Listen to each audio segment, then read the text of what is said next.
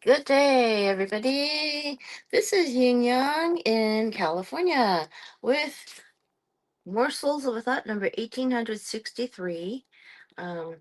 Getting my camera ready here and trying to make sure everything is in the center.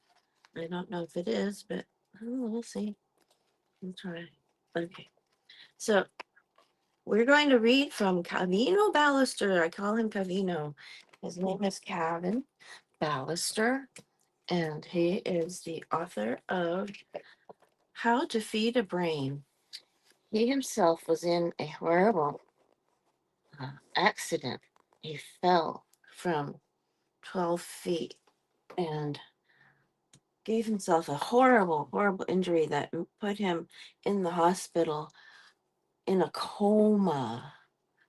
And when he woke up, he told people that he realized that the food that was being given to him to nourish him through intravenous feeding was actually junk food, high fructose corn syrup.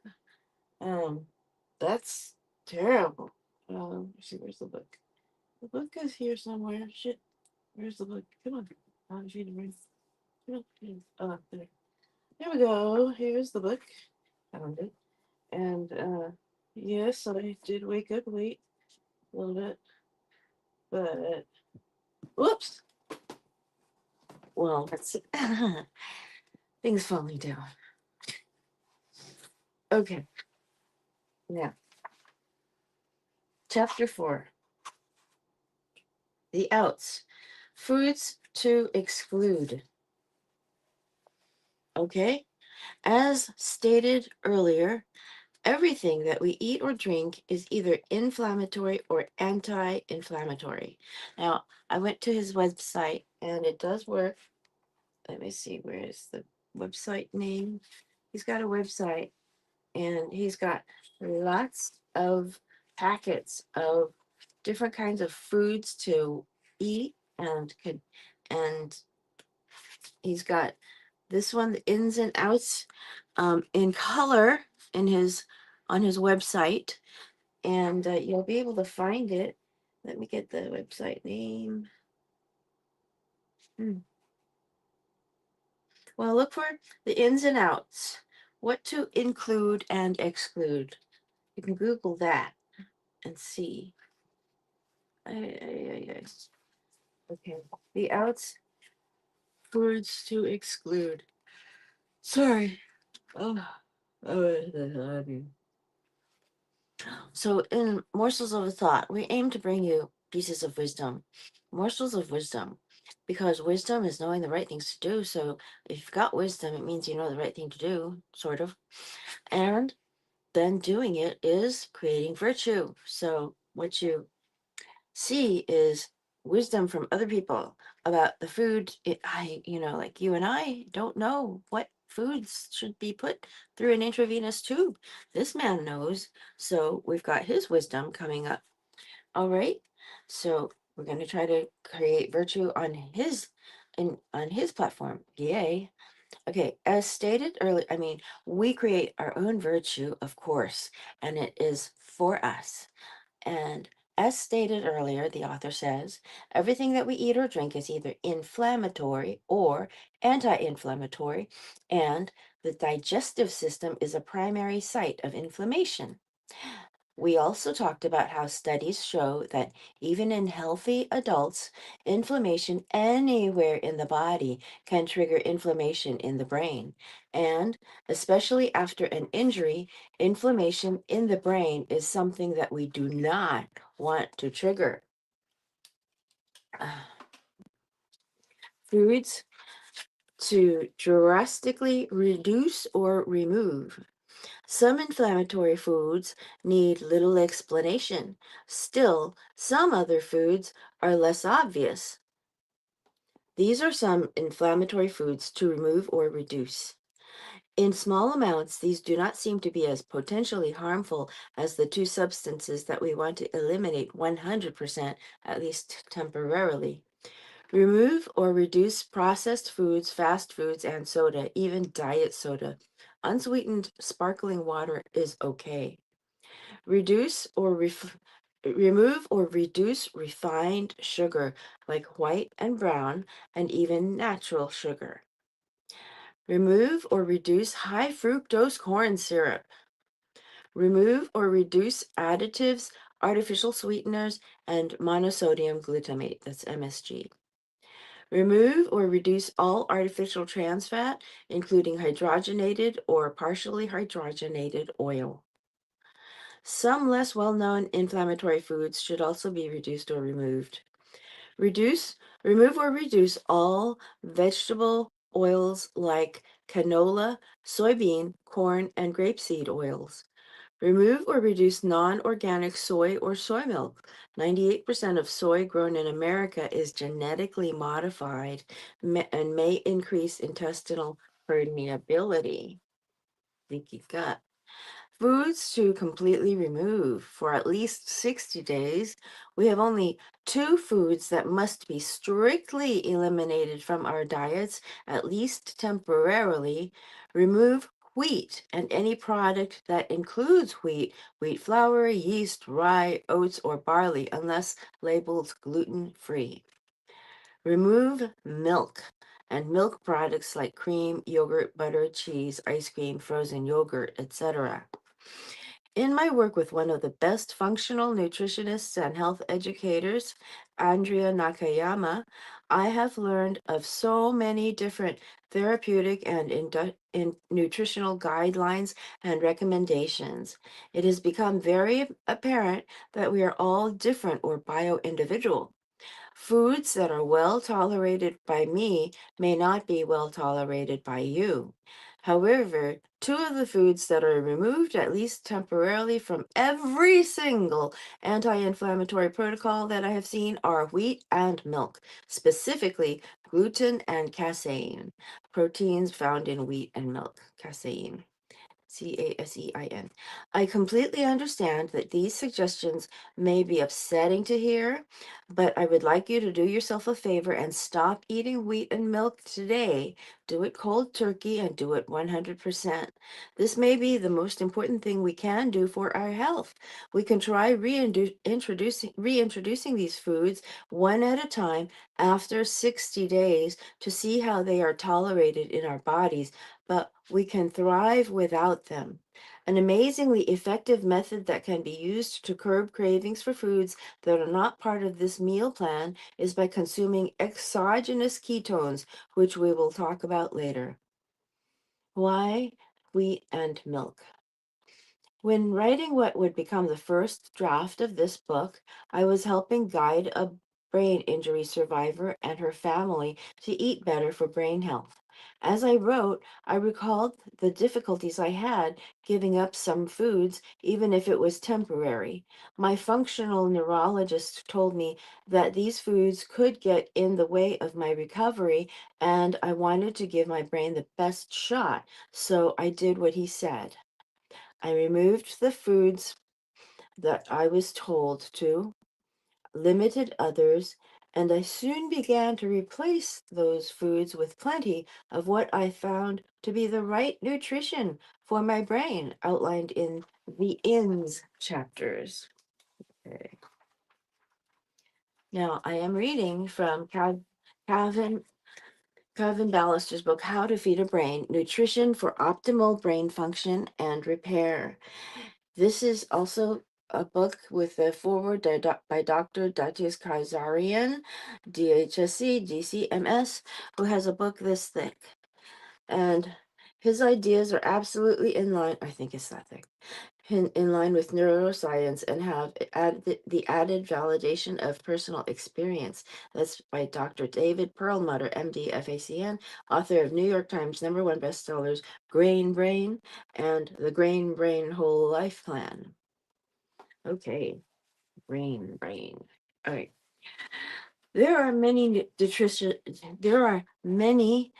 delicious alternatives to milk and milk products. Some examples include almond milk, coconut milk, cashew milk, macadamia milk, etc. There are great yogurts made from the same types of milk instead. There are also many gluten-free alternatives to wheat products, but keep in mind that most of these alternatives are made from other grains or from nuts. And we want to limit all nuts and grains to leave room for the brain-building nutrients outlined in the INS chapters. I remember being angry about giving up these two foods, which I loved. I mean, I am a third generation Italian who grew up with his grandma's pasta, loads of Parmesan and lasagna. In fact, when I could eat again after not being able to swallow for months, my grandma's pasta was one of the first foods I requested. It was only later that I saw the power of food for brain health. The reason we want to remove these two foods is because they are widely considered to be the two most inflammatory foods that most of us regularly consume. Because of the fogging effect of inflammatory foods and leaky gut, we may be experiencing inflammation in the brain from wheat and milk without being able to perceive any brain-based symptoms or any noticeable indigestion. The effects of wheat and milk go far beyond digestive problems. Let's take a look at the research for each. Wheat, gluten. There are countless studies. Excuse me. I yawn again. I haven't had my coffee. Wheat gluten. There are countless studies concerning immune responses to wheat and gluten, but this one especially caught my attention. In early 2015, a study conducted by the University of Maryland showed that ingested gliadin, Gliadin, the water-soluble portion of wheat, leads to increased leaky gut in all humans. The exact words in the conclusion said increased intestinal permeability after gliadin exposure occurs in all individuals. Increased intestinal permeability after gliadin exposure occurs in all individuals. Removing or at least drastically limiting the wheat in your diet may be the most important thing you can do to nutritionally support your brain health and recovery. There are several excellent guides and courses to help you transition to a gluten-free lifestyle. See freetobrain.com/gluten. But the basic principle is to remove wheat, yeast, rye, oats, unless marked gluten-free, and barley. Think why Rob, WHYROB. The H is small, but WHYROB. Like, why rob your body of nutrients? Hmm. The hardest part in removing gluten is being a detective when it comes to hidden sources like sauces, soups, condiments, and okay. The acronym is why rob. Remove the most. Wheat is W. The H is small. Yeast is Y. The letter rye is R. Oats is O. And B is barley. Why rob your body of nutrients? So WYROB. Wheat, yeast, rye, oats, and barley. Okay. The hardest part in removing gluten is being a detective when it comes to hidden sources like sauces, soups, condiments, and so much more, which we are about to discuss. For 60 days, try to eat only whole foods like meat, fruits, and vegetables. So definitely no ketchup, right? Milk, I assume. Milk, casein, and lactose. Lactose intolerance is not the only kind of intolerance that we can have to milk. In addition to the sugar found in milk, lactose, an immune response is commonly also triggered by 6 different milk proteins, 4 casein and 2 whey, WHEY. While there is less research on casein, lactose, and whey, milk is widely considered to be the second most inflammatory food in our modern diet, second only to gluten. Speaking from my own experience as a child, I was lactose intolerant before I grew out of it, and as an adult, I no longer had a noticeable reaction. In fact, just the day before my injury, I had a slice of New York pizza from my local pizza shop, Wheat and Milk, which I went to just about every day without a noticeable reaction. After my brain injury, I noticed more mucus production and I felt groggy when I had milk or cheese, even without the wheat. It turns out that certain proteins found in wheat and milk, gliadin and casein, are molecularly similar, which is likely why their effects in the brain and body are also similar. I'm reading from How to Feed a Brain Nutrition for Optimal Brain Function and Repair by Cavin Balaster. And we are going to go for his wisdom in feeding our brain because feeding our brain is probably the most important thing to feed, honestly, if we can help it, if we're healthy. We want to bring more virtue into the world by knowing the right things to do and doing them. Giving up the comfort foods. Wheat and milk products are considered comfort foods for a reason. I think mac and cheese, pizza, quesadilla, or chicken fried steak with cream gravy. It appears that both wheat, gluten, and dairy, casein, proteins have an opiate-like addictive effect in the brain. This is why giving them up can actually feel like withdrawal. I completely realize that if you and your loved one is currently eating these foods, giving them up is easier said than done. As we discussed, people with brain injuries or concussions or brain disease, as well as those who have been hospitalized and put on multiple medications and antibiotics, are more likely to have a leaky gut. And with a leaky gut, wheat and milk can be especially damaging. When wheat, gluten, and or milk casein proteins get into the bloodstream undigested, the intestine becomes even more permeable, allowing other foods that weren't bothersome before to cross into the bloodstream and also to cause an immune response. This phenomenon is called cross reactivity, which can cause an immune response to tree nuts, citrus, strawberries, or so many other foods. This happens because the intestinal wall becomes permeable to other food particles as well, and the blood is not able to recognize any undigested food. Hang in there because once you get past the initial phase of removing these addictive substances, your brain will be will be able to further heal. Allergy testing. Allergy testing may not show an allergy to gluten, lactose, casein, or whey. However, allergy testing does not address all of the possible responses that someone may have to a specific food. Some allergy testing looks at one half of the immune system, while other testing observes the other half of the immune system. But Dr. Terry Walls, WAHLS,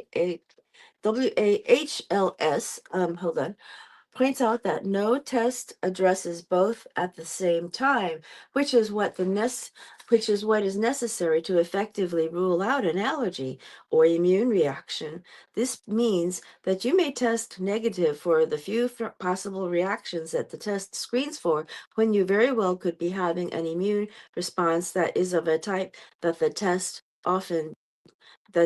does not screen for. Because of this, allergy testing often results in a false negative, quote unquote, meaning that the test results indicate there is no reaction when, in fact, there is one. Therefore, Dr. Walls says that no allergy testing offers a reliable way of knowing what foods create problems, and it is more useful to follow an elimination diet. The gold standard three-step elimination diet is used by many functional practitioners. Here's how it's done. Number one, The food needs to be removed 100% for at least 60 days, but it may take up to 90 days for any possible immune response to subside. The next step is to reintroduce the food in a substantial amount for a few days and to observe any possible changes in feeling, mucus or saliva secretion, trouble breathing, brain function, anxiety, temper, pain, digestive systems, or any other change that occurs, even if seemingly unrelated. An immune response can show itself in any number of possible ways. Number three, if you notice an effect through this experiment, the food likely creates an inflammatory response that time. At that time, you may want to wait 30 days more than the last removal period and then to try again. Immune reactions can sometimes subside. Or simply remove the food from your diet. I still recommend removing or drastically limiting both wheat and milk long term because of the above studies. We also need to pay attention to the ingredients of sauces, toothpastes, deodorants, soaps, skincare products, etc. Wheat and milk containing products are found in many places that most of us would never think. Double check these kinds of products for common inflammatory compounds like gluten, dairy, and egg. All products found on feedabrain.com are free of gluten and potentially harmful proteins found in dairy and egg. Sunscreens and lotions, shampoos, conditioners, cosmetics, and styling products, lip balm and glosses, spices, salad dressing, dip, and soup mixes. Imitation crab may include eggs and or gluten. Beer. Most beer is made with wheat, yeast, rye, oats, and or barley. Worcestershire, soy, barbecue, and other sauces. Play-Doh, sometimes made with wheat flour. Vitamins, supplements, and medications. Keep in mind that we will be able to reintroduce these foods after 60 days and will then be able to choose whether it is worth it to have a little. I, for example, love cheese, and I have not yet found a cheese alternative that does it for me. Additionally, while I don't eat bread or have anything made with dough that is not gluten-free, I no longer need to worry about too I no longer need to worry too much about trace amounts of gluten, yeast, rye, oats, or barley in my food. So even though I experience an immune response from wheat and milk, it's not so bad that I need to remove the food entirely or to stress myself out about small exposure to these inflammatory foods because I've already done the work healing my leaky gut. At this point, I allow myself to have a bit from time to time. I did the work at first and eliminated all wheat and dairy for well over 60 days. So we will talk about this later. And next week, we will finish the chapter. I will be moving my Facebook show over to YouTube and Substack. I plan to get my Substack subscriber list above 10 because I need 10 to be able to go live and broadcast on Substack. So please go look for me, Ying Yang, on Substack. I'm the first one, Ying Yang, and go for Ying Orange 99 on YouTube. Ying Orange 99, all one word. Okay, old Kinderhook.